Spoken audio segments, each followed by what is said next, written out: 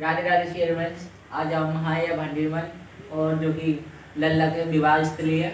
और आज हम इंदुलेखा जी के पास आए और इंदुलेखा जी आपको बताएंगे किस तरीके से कान्हा जी का विवाह हुआ।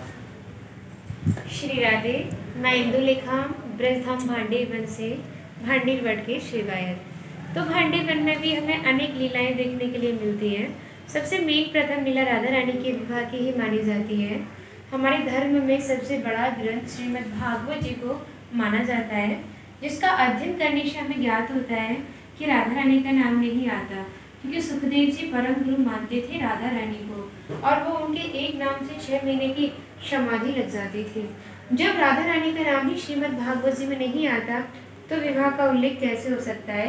लेकिन श्रीमद् भागवत जी को छोड़ के काफ़ी ग्रंथ हमारी राधा रानी के विवाह का उल्लेख करते हैं, जैसे गर्ग संहिता हुआ, स्कंद पुराण हुआ, ब्रह्म वैवर्त पुराण हुआ।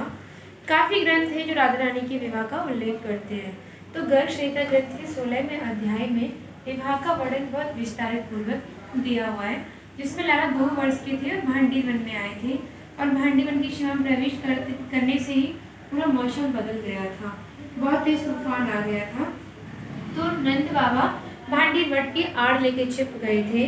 तो जो तूफान था वो शांत हुआ, एक दिव्य किरण उत्पन्न हुई, जिसमें से हमारी राधा रानी का आगमन हुआ। नंद बाबा ने श्री जी का दिव्य रूप का दर्शन पाया तो उन्हें स्मरण हुआ था कि ठाकुर जी के कुलगुरु थे गर्गाचार्य जी, जिन्होंने नामकरण किया था।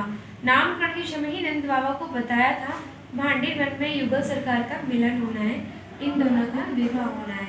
श्री जी ने फिर से 16 वर्ष का रूप लिया और लाला को भी 16 वर्ष का किया और भांडीवट के नीचे विवाह संपन्न किया। ब्रह्मा जी ने ही पिता और पुरोहित का कार्य निभाया।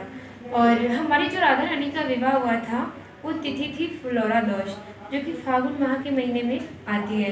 होलिका दहन से 13 दिन पहले तो लाडली जी के विवाह का उत्सव मनाते हैं हम भांडीवन में, भांडीवट के नीचे। तो इस बार 12 मार्च की है। सभी भक्तों से निमंत्रण है कि सभी भक्त राधा रानी के विवाह में उपस्थित हों, और उस दिन कन्यादान का बहुत ही विशेष फल माना जाता है, क्योंकि हमारे हिंदू धर्म में रिवाज होती है बहन बेटियों की कन्यादान की, लेकिन यहाँ पे तो हमें राधा रानी की कन्यादान का शुभ अवसर प्राप्त होगा।